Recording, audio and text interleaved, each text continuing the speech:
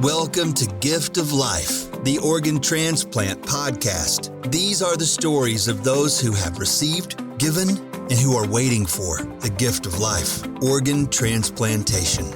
Now here's your host and heart and kidney recipient, BJ Odom. Welcome to the Gift of Life, the Organ Transplant Podcast, where we explore the extraordinary world of organ transplantation. Each week we share inspiring stories and introduce you to remarkable individuals sharing their own transplant stories. Be sure to support the podcast by leaving a 5-star review and subscribing on your preferred podcast platform. Have a transplant story to share or have comments about the podcast? We would love to hear from you. Just email us, giftoflifepodcast@gmail.com. Again, that's giftoflifepodcast@gmail.com. And don't forget to connect with us on Facebook, Gift of Life, the Organ Transplant Podcast. This is BJ Odom. You know, the guy with more parts than a chicken nugget? My new memoir, packed with laughs, heart, and the unbelievable true story of survival you've heard us talk about right here on the Gift of Life podcast. Get your copy today, More Parts Than a Chicken Nugget, available on Amazon. As we welcome you to episode 122. This week, you'll meet Hajnalka Morse, whose incredible journey begins in Hungary, where she met an American soldier while working as a translator. Their love story led to a life of military service, moving from base to base, while an undiagnosed heart condition slowly became more serious. Eventually, she heard the life-changing words, "You need a heart transplant." Through faith, family, and an unexpected book that brought hope at just the right time, Hajnalka found the strength to keep moving forward. It's an inspiring story of preservation, love, and the incredible gift of organ donation. Join us in this special conversation, which starts next.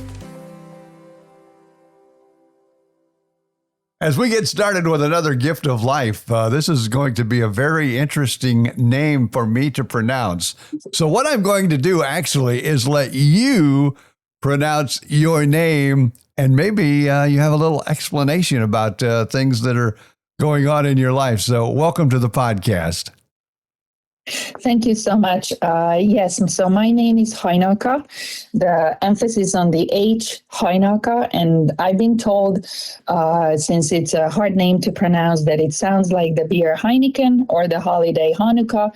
And I often joke that I listen to anything in between, and even my own husband, who I love dearly, he can't even pronounce it correctly. So there. Oh, at least I'm in good company then if I'm not saying it right. Yes. So that's good. Exactly. Well, besides that, why don't you tell us, before we get started with your transplant journey, why don't you tell us just a little bit about yourself? Sure. So I was born and raised in Hungary, and I always thought that a good Hungarian girl needs to marry a good Hungarian guy or man. And yet, when I was in my mid-20s, I was hired by the U.S. government. I'm going to age myself for sure, because it was back in the 90s. The Bosnia peacekeeping mission was going on, and there were U.S. troops stationed in Hungary at the time. And since Hungarian is one of the top 3 hardest languages to learn, we were hired as translators. I was hired as a translator/office manager to help soldiers communicating with my help or the other translators' help. So that was our job, to go to talk with officials in cities and just help soldiers understand, and officers as well, what is being said. And I found that job very rewarding and thoroughly enjoyed it. The funny thing was, we as translators, we also had to wear the uniform. So we were dressed like the American soldiers. It was quite a busy base at the time, with, I believe, over 3,000 soldiers, some coming from Germany, some were going to Bosnia. So that was the air base closest to the war at the time. Well, that's a story in itself, just you meeting your husband. That's amazing. But of course, we're Yes. here with the Gift of Life, the Organ Transplant Podcast. And you are a heart recipient. Congratulations, and hope everything is Thank you. going well. But where did your story all Yes. begin? So my story actually began way in college. I realized over time that that stress does a number on all our organs, but especially our heart. So I was under a lot of stress, family-wise, as well as I had really difficult.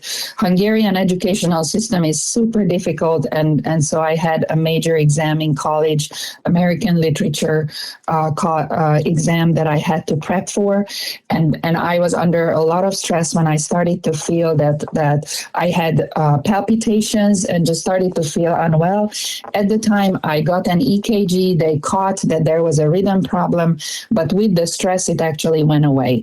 So I didn't think anything of it. And then later on, the first signs were after that when I was already married, and we moved to, so after my husband and I got married in Hungary, we moved to Virginia, where he started school. Then after that, we moved to Fort Campbell, Kentucky, where I started to be unwell, but partially, again, stress. I was hired at one of the largest law firms in the area, and they loved me. They called me biggest asset to the company, until I told them after 3 months that I was pregnant with my son. And according to Hungarian traditions, I'm not going to come back to work after 6 weeks. Rather, I'm going to stay home with my child. After which they completely changed their tune, and basically they made my life miserable, and told me that they found fault with everything. Basically, I think subtly telling me I need to quit, which I'm very conscious about work ethic, so I wasn't going to do that. But because of all the stress and pressure they put on me, already hiring for my job, even though I was 6 months away from giving birth, that I ended up in the hospital. Another military spouse took me to the base hospital, where literally the doctor told me, after doing EKG and my heart rate not wanting to come down, he said, I have two options, either losing my job or my baby. So obviously I chose my baby. And after that, a doctor there, once I delivered my son, because I constantly felt unwell. So everything went well. But also the problem was, to add to the stress, is that was 9/11. Basically, everything happened while I was pregnant. Everything happened right around or after that. So my husband's officer, higher ranking officer, told him, I'm like, I really hope that my husband will be back for Ronan's birth, my son's birth, or our son's birth. But he flatly refused. He's like, no, I don't think he's going to be back for the birth. When I knew that in the military, even they tried to get soldiers back for the birth of their child. And so that got me so desperate that added to everything. But fast forward, my son was born. My husband actually missed the birth by 1 day because 3 sandstorms, and fourth time when he was on the plane, a higher ranking officer bumped him off, even though he knew that I was already in labor. So my husband missed it by 1 day, but I'm very thankful for his parents, because they who were living in Maine at the time, they passed away, unfortunately, but they basically took me under their wings. I spent the rest of my pregnancy in Maine and delivered Ronan in Maine. But then when we came back, my husband Daryl already knew that he was going to deploy a second time. So that put a lot of stress on us, because Ronan was barely 6 months old when Daryl left again. And I was unwell so often. I remember feeling so guilty, because I placed that little baby on a blanket on the floor next to me, and I was laid up on the couch all day long. I didn't know what was going on, but I was physically like unable to get up. I felt always out of breath, but I felt, okay, I need to suck it up. My husband is in Afghanistan. It is what it is. And then one time when I finally saw a cardiologist, he persuaded me that I need to have an ablation. He said that 80 to 90% of the people undergoing ablation will live a full and happy life and nothing happened. So with all that hope, I went into getting the ablation, which for me didn't work, unfortunately. And then on top of that, many years later, I found out that the wrong pathway was ablated. And when I asked the doctor then, okay, can you just ablate the other pathway? He's like, no, because then your heart literally will stop. So that already was not a good outlook for me. But even before we got to that point, I had, when we moved basically about 14, 15 times during my husband's career in the Army.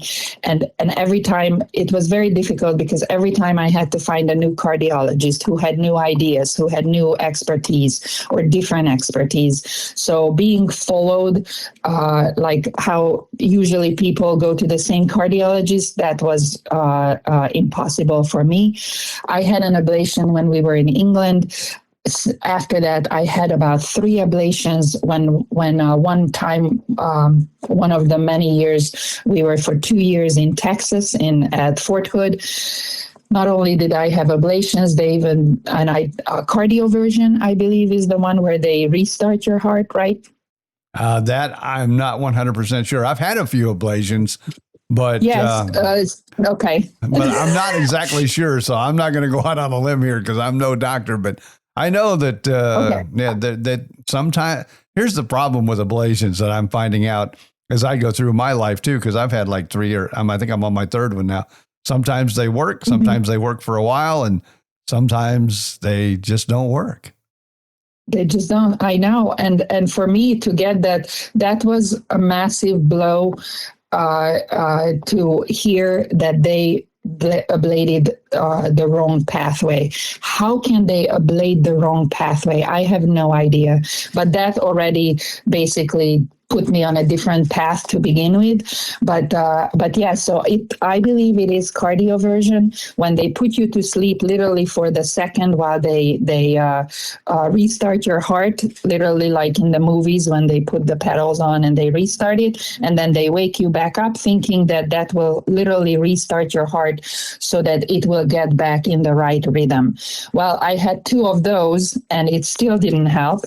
And in the meantime, as we were moving again, just from one duty station to the next, sometimes staying there 2 years, sometimes 3, sometimes 1, always packing up, always finding new doctors. I ended up, we ended up in Rhode Island, which was a beautiful place. And I'm so thankful in the long, just looking back, how much it helped me to recuperate from everything that happened, how difficult the previous assignment was in Texas for my husband for many reasons and for our family. So that was truly something I needed for my soul and mental well-being to get better. But even there, so then I was going to Boston for checkups. And I'm not sure why, but it's very frustrating to me. And I apologize, you're a man, but I'm going to say this, that sometimes male doctors just do not listen to the needs of female patients. And I feel that that's what happened to me in Boston, because they put me, by then I had AFib. So they put me on Xarelto, and Xarelto caused me, and I was still having my cycles, and it put me in such a bad cycle that literally every month I felt like it was worse than childbirth. I was bleeding so much and so quickly that twice in a row I had to have blood transfusions because they just couldn't contain the blood, and they had to give me more. So I one time I even passed out because I lost so much blood, and they still wouldn't switch it. So it was actually in Boston. That was after I got my one step back. So again, it's the timeline. So many things happened in seemingly so little time. I did get a pacemaker put in before we got to Boston, which later on turned out that was a 2-lead pacemaker. But in Boston, they said that I need a 3-lead pacemaker because it's not only my heart rhythm, but the fact that my heart can literally stop. And even the doctor said it's not a matter of if my heart will stop, but when it will stop. So, but at that time, we didn't even talk about transplant. It was just that I had a serious heart condition. So before in Boston, before they put in this defibrillator / pacemaker, the 3-lead, they already knew I had AFib. I was already on Xarelto, and they said, okay, we're going to take you off Xarelto for 5 days, have the procedure just to make sure you won't be bleeding too much. And then after 5 days, we'll put you back on the Xarelto. Again, mind you, I kept asking them, not the Xarelto, anything else. Well, 5 days come, I have my procedure. Then 3 days later, I'm sitting already at home in Rhode Island. My in-laws were visiting, and all of a sudden I feel like this rush of heat from my neck down to the top of my head. And my mother-in-law sitting across the table, and she's like, oh my God, call the ambulance. And my husband is like, I'm calling the ambulance right now. And I'm like, I had no idea what was going on. I'm like, no, I'm just feeling a little lightheaded, dizzy. I'm like, let me just go in the living room and put my feet up.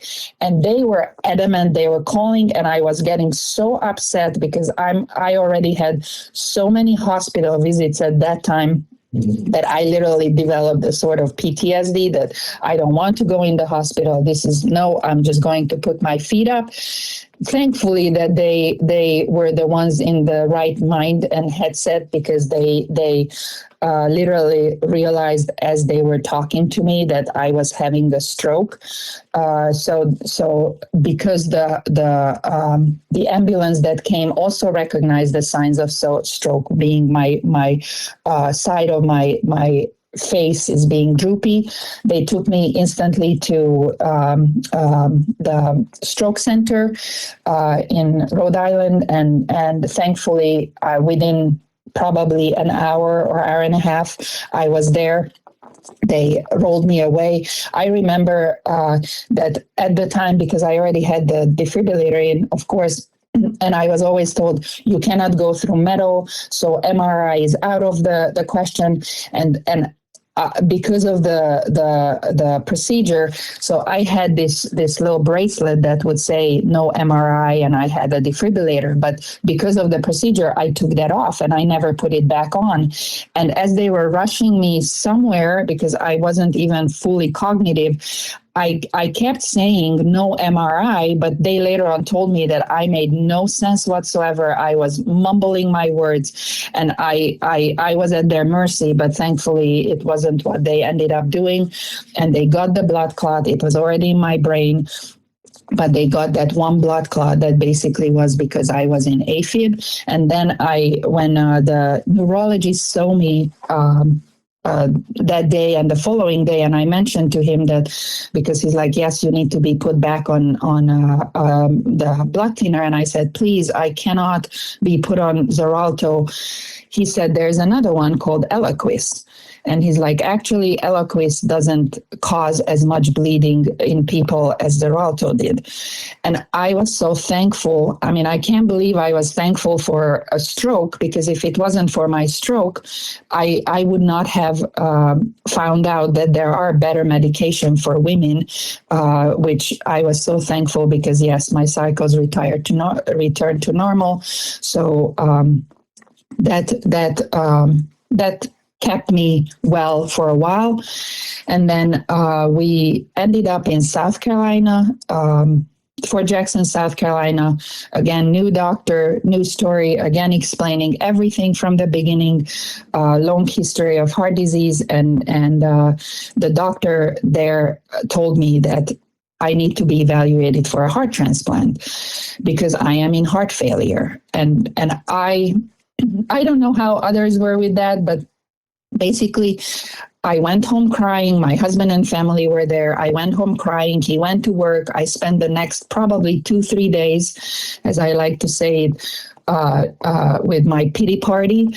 I couldn't get out of bed. I was crying because my mom, who I know now because we did a blood test, and thankfully my kids do not have the gene, but they said it was an LMNA mutation, a gene mutation that caused my heart disease, which at the time, actually, they told me that I was like 1 in a million. Now I believe more and more people are showing or coming saying that they have similar gene mutations. At the time and they always kept saying, you're 1 in a million, your heart condition is so interesting, not something a patient wants to hear.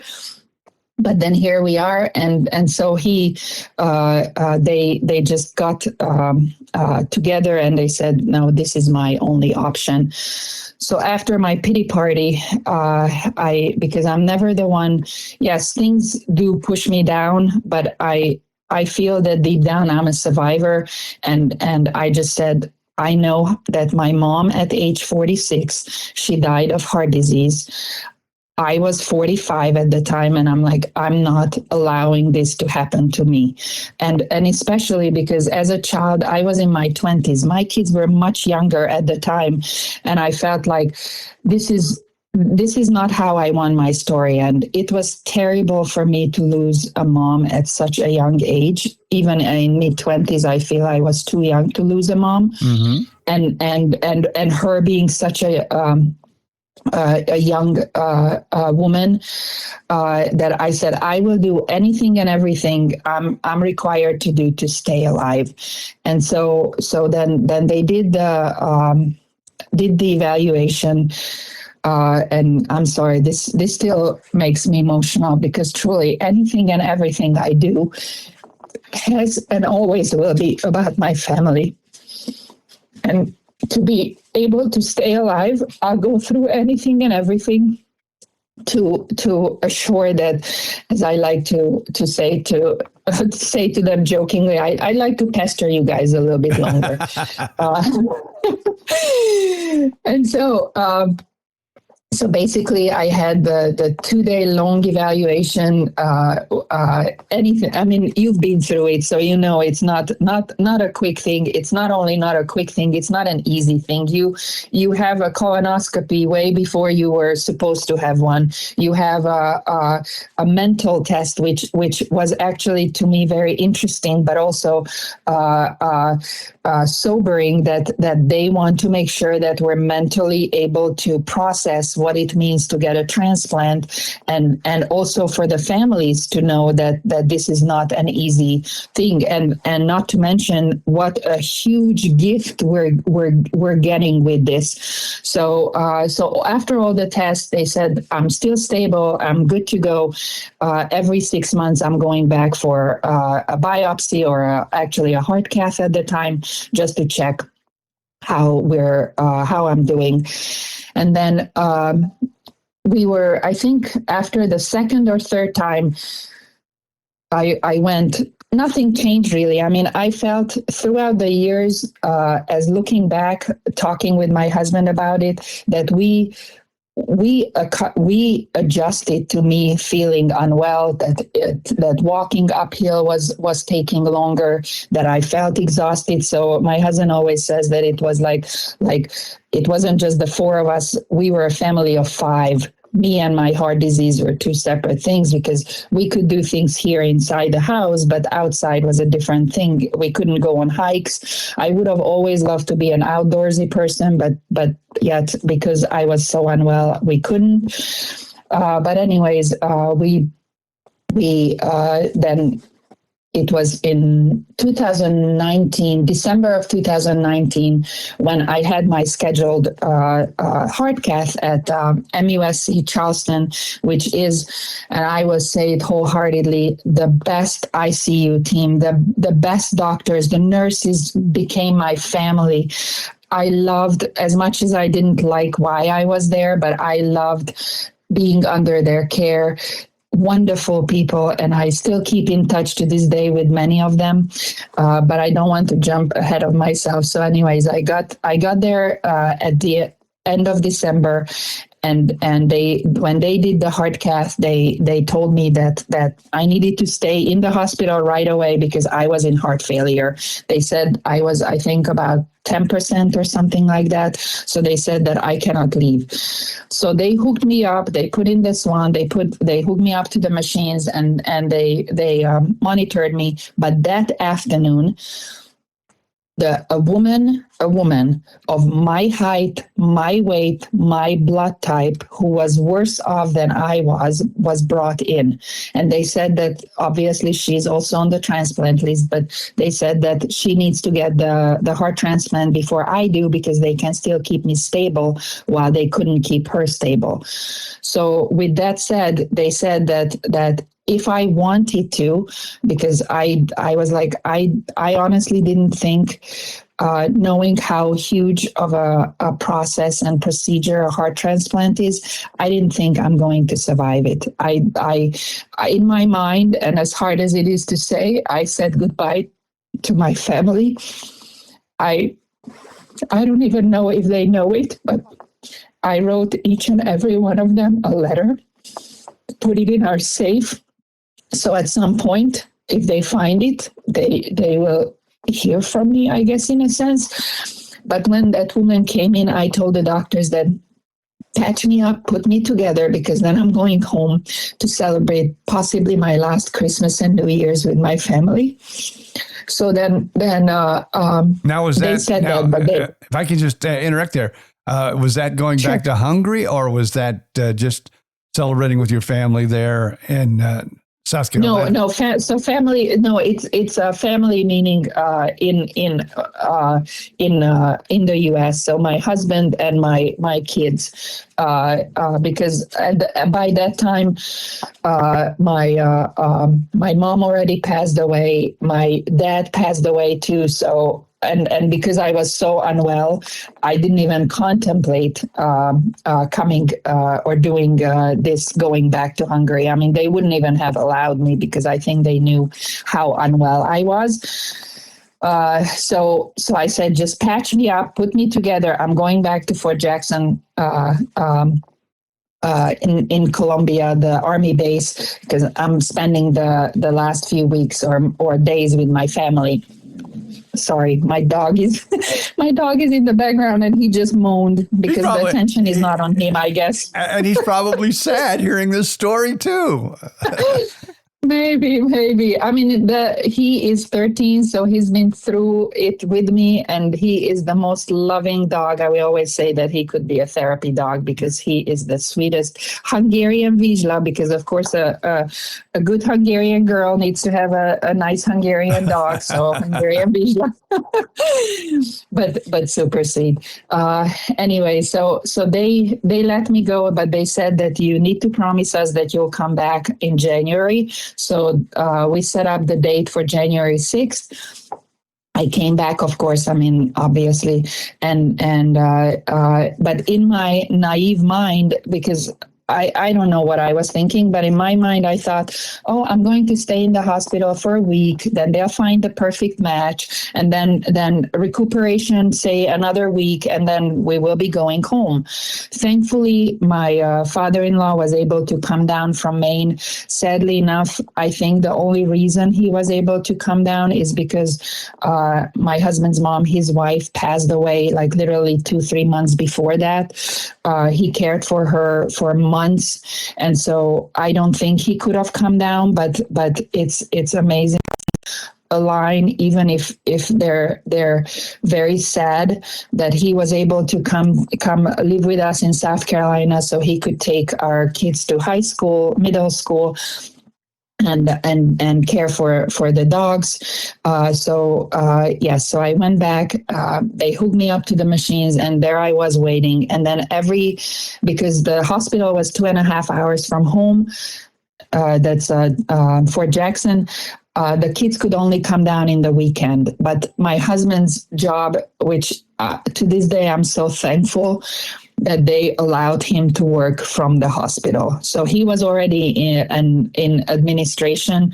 So he was able to literally bring his laptop, work a full day of work. He didn't not work, but he was sleeping on the couch in the hospital bed next to me for the full duration while I was there, and he only left when he had to go back to get want to go back to get the kids for the weekend. So after a while, we kind of flipped, where he would go home, bring down one of the kids, then he would go home, so that one of the kids could stay with me on that bed, and then he would come back, pick them up, and kind of the kids would rotate. And my husband, while he was there, he found a gym nearby. He hated the cafeteria food after a week.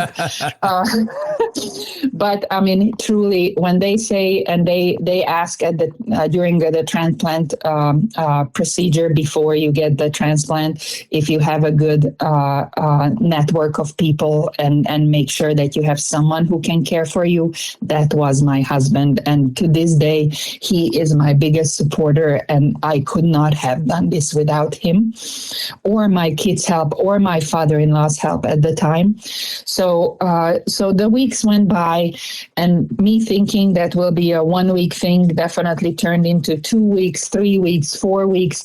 And I was getting desperate, and I was getting upset because my kids were getting upset. They didn't know how long this is going to go. They wanted me home, because during my husband's military career, I was always the stable person in their life. When my husband was gone for 6 months or 9 months or a year, that was always me. So they wanted me home, and I wanted to be home. But every time the doctors were super nice, very, very kind and understanding. And that so many times they came into my room and they said, "Oh, we found the heart, good match, but someone else above you may take it. If they do, we'll keep on looking," which happened many times. Then sometimes they would come in and they said, "Oh, we found a so heart, but we really want, if you're feeling still as we think that you're still doing well with being hooked up to the machines and doing my circles around the ICU just to keep my energy up," they said, "We would like to wait for a better heart." Now, so I kept on. Was you on an LVAD machine or the balloon pump, or not an LVAD? It was one of those that, and I can't remember the name. That basically they can either put put the machine through your groin, the wires, or through your shoulder. So thankfully they put mine near the armpit or the shoulder area, so that I was able to get up from bed. And I'm so thankful for that, because so many people who do have it through the groin, they cannot get out of bed because the wires could move. So they put it in my shoulder, so that allowed me at least 2 or 3 times a day to go for a walk to keep my strength up, which even then it wasn't much of a strength, because by then I couldn't even get up from the chair without supporting myself. So I definitely needed to keep up my strength. And then I started to get desperate, and I started to feel like this is not happening.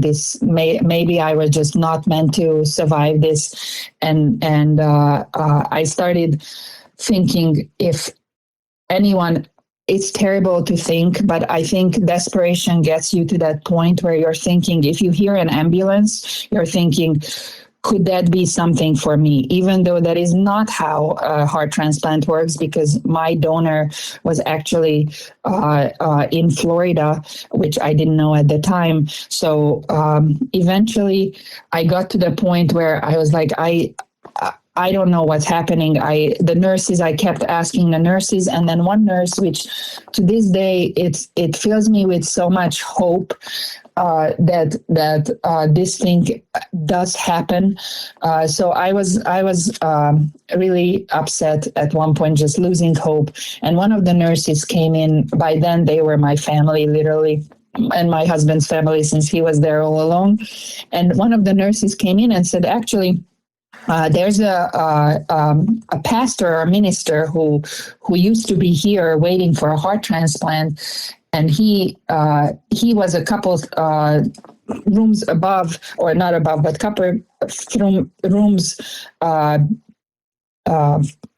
Like down the hall? Trying to think of the word. Like down the hall. Yes, thank you. Thinking with my Hungarian mind, sometimes the words don't come just as I expect them to come. But yeah, so they said that he was here for several weeks. And he was a religious person, so he actually wrote a book, and she said it's called ICU God, and ICU for the intensive care unit. But also, I love that it also means ICU God, and so she said that he always leaves copies around. Because he's so thankful for the nurses. So she's like, let me go grab you a copy. I think you would really find it beneficial and give you hope that this is still going to happen. And so she left. She came back and she's like, I'm so sorry. I think because this is a popular book, we gave it all away. But here's a link on Amazon where you can order it. And I was looking it up on Amazon. I haven't ordered it, but I'm like, okay, at least I know where I can get it from. And then the next day, literally the next day, I don't know if it was the same nurse. It was the same nurse, yes, because we talked about it with her. The same nurse comes back and says, I have news for you. She's like, the writer of this book, The ICU God, is James Dewey's. I believe he co-wrote it with his wife, but she said, he is here. He brought copies of his book because he said that something yesterday like kind of urged him or told him. He said that he's never felt it this way, but something in him told him that he needed to go into the hospital and drop off some more of the copies of the books. He said he rarely does it. He just does it on a whim every once in a while to see if they still have any copies. Yet here he was, almost like feeling that push that he needs to go in the hospital and drop off copies. So needless to say, I was so grateful that not only I got a copy of his book, which he signed for me, but I actually got to meet with him in person. He was very inspiring in his own story, and that gave me such a boost of hope and inspiration that I can, in fact, and I want to hold on, and this will come for me too, that eventually, after 5 weeks, I got the news that they found the heart. Which funny story again.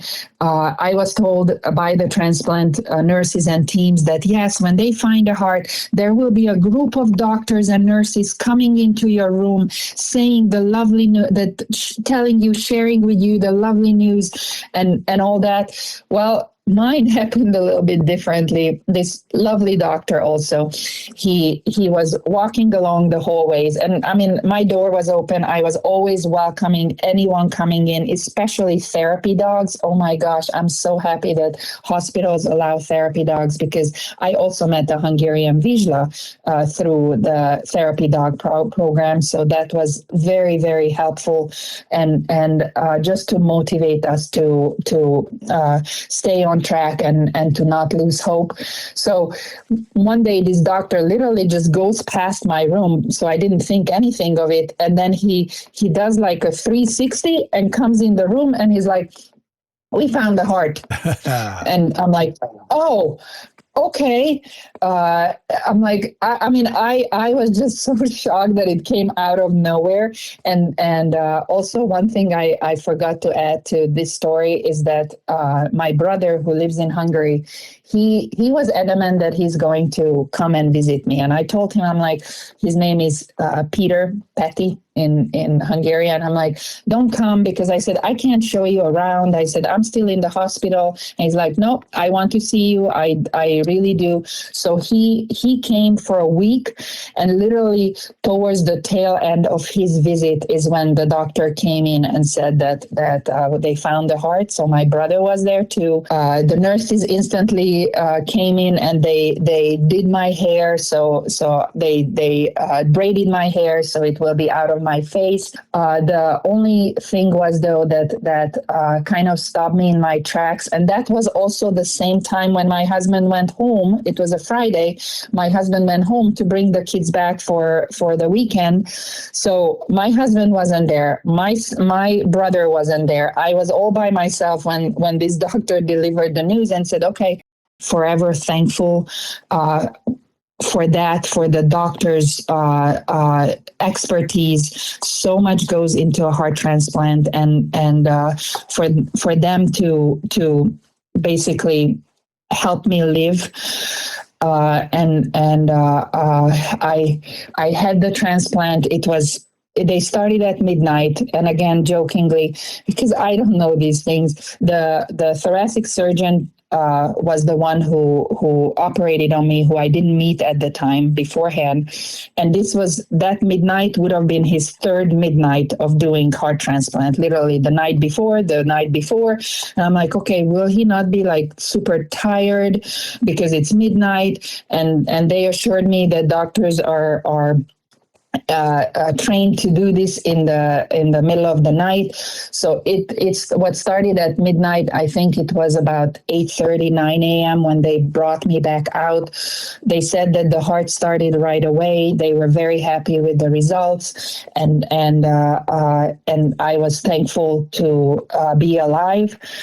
And then my transplant story doesn't end here, as 3 months into after my transplant,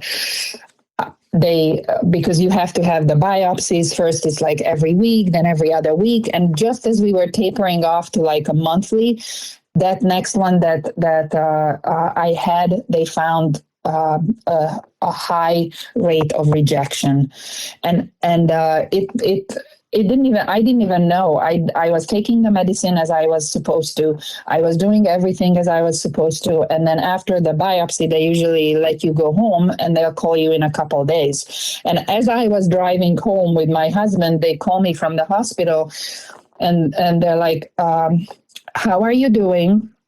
And I'm like, I'm doing well, but tell me how I'm doing, because you normally don't call me right away or very quickly afterwards. So I'm like, do tell me how I'm doing. And they're like, okay, you need to pack your stuff. You need to come back to the hospital because you're showing high rate of rejection and we need to reverse it. So I went back to the hospital. I stayed there for 3 days.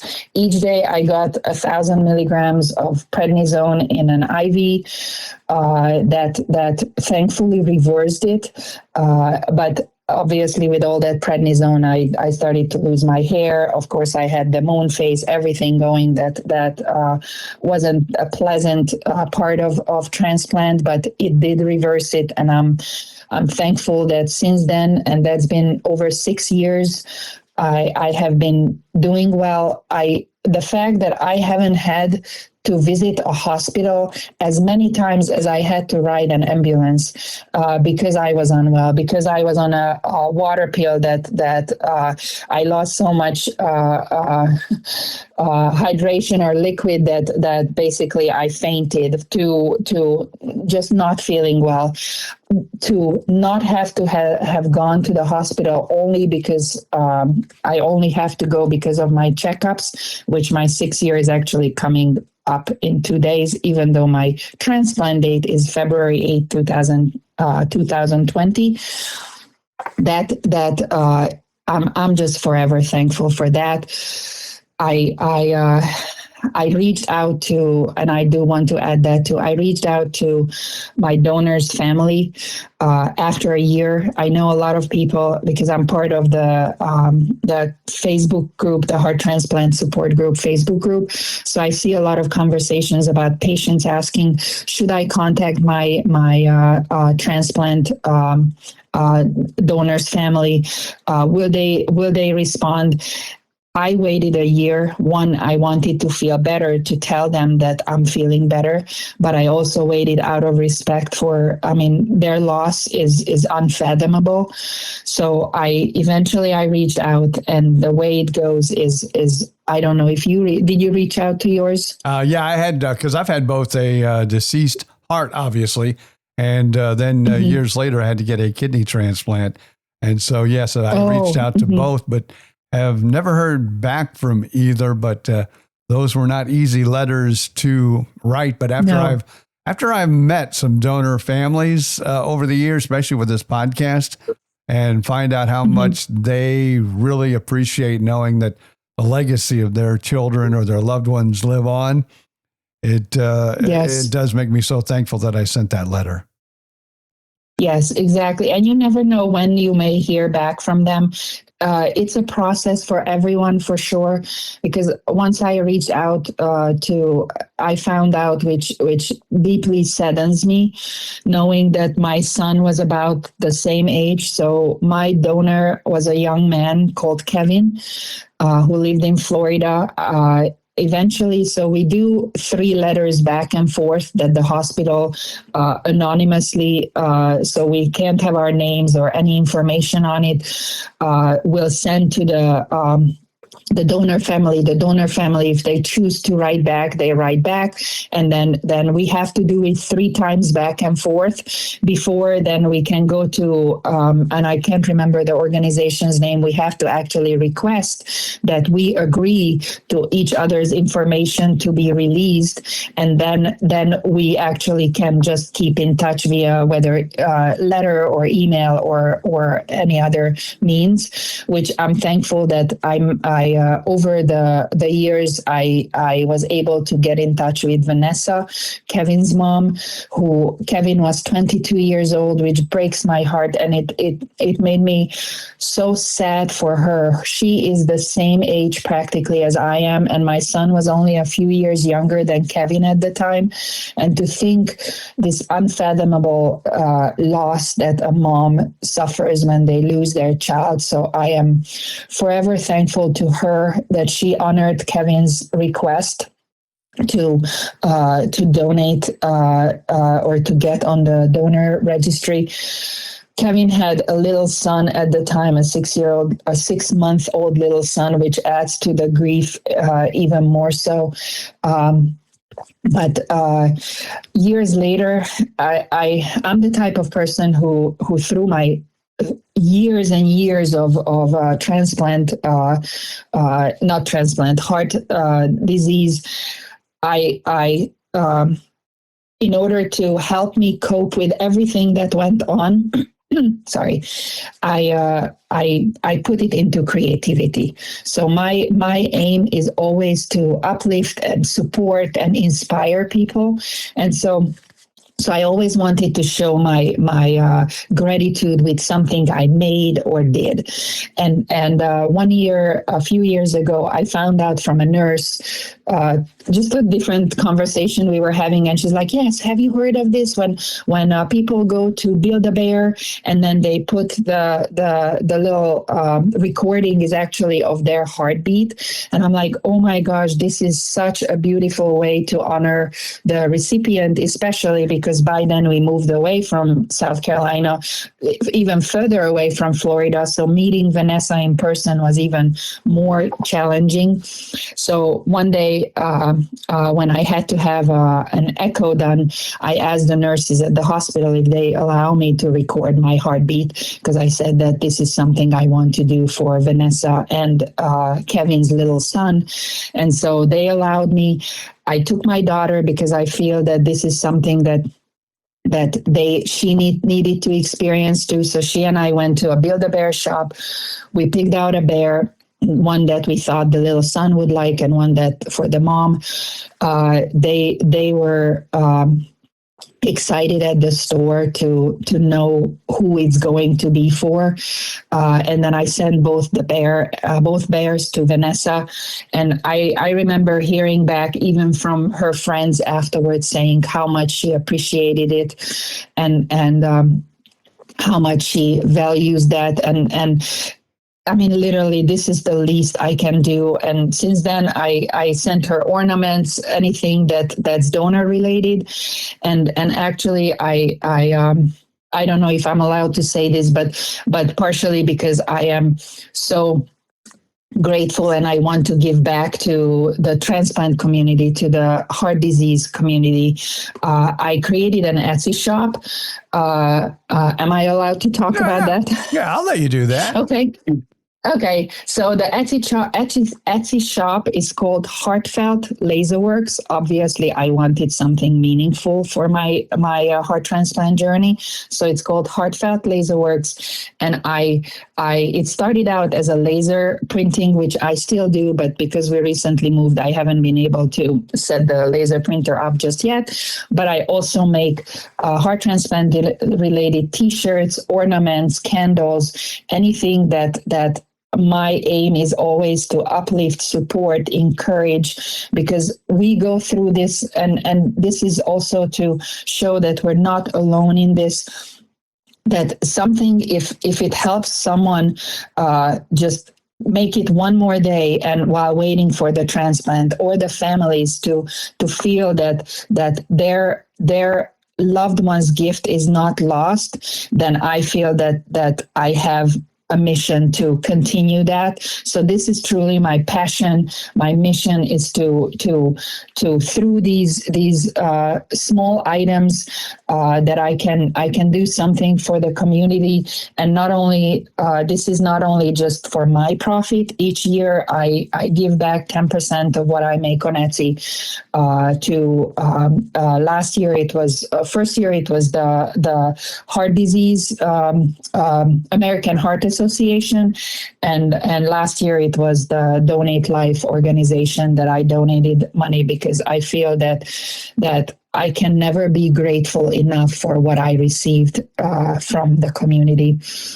And the doctors, the nurses, it was a team effort. I appreciate so much what my husband did, because I couldn't stand up for 3 months. They said that I can't use my arms, but what do I do when I always when I stand up, I have to use my arms. So I mean, he was pulling me up.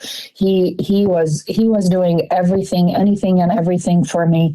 And this is truly a journey that you cannot do by yourself. And I have heard so many stories where the spouse leaves the person behind who has had a transplant. My husband cannot even fathom it, but I cannot fathom it, how that's possible. It's very, very hard mentally. I know for the families also.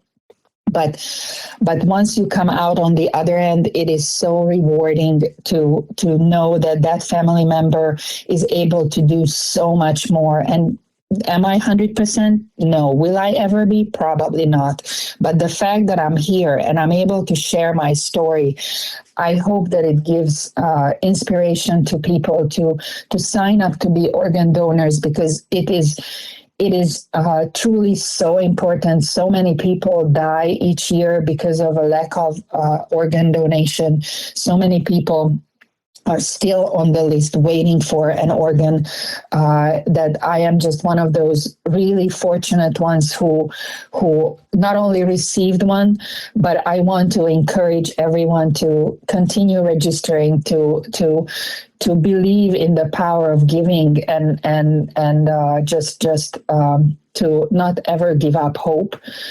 And one more thing to share, that it was later on, like years later, that I found it, I don't know, it's fascinating, odd, strange, remarkable. I don't know the right word to use. So My mom died exactly 3 weeks before her 47th birthday. I found out years later, as I did the math, that I got my heart transplant literally 3 weeks before my 47th birthday. Thank you, Hajnalka, for sharing your incredible story with us today on the Gift of Life podcast. And be sure to join us each week for a new heartfelt episode. And if you have a transplant story, email us, giftoflifepodcast@gmail.com. Again, that's giftoflifepodcast@gmail.com. Follow us on Facebook, and also don't forget to like and share this episode with family and friends. And we would appreciate that 5-star review on your favorite podcast platform. Reminder, my memoir, More Parts Than a Chicken Nugget, isn't just a medical story. It covers my whole life from childhood all the way to, well, turning 70 years old. It's a survival story filled with humor, hope, and heart. It'll make you laugh, maybe even cry, and definitely believe in second chances. Get it now. More Parts Than a Chicken Nugget, available on Amazon. Another podcast you might enjoy is myself and former radio partner Bill Stevens. BJ and Bill, the podcast, all on the Podcast Playground Network. And we want to thank them for making this podcast possible. Until next time, I'm BJ Odom. Thank you so much for being a part of our journey and reminding us all to appreciate each and every day and to treasure the extraordinary gift of life.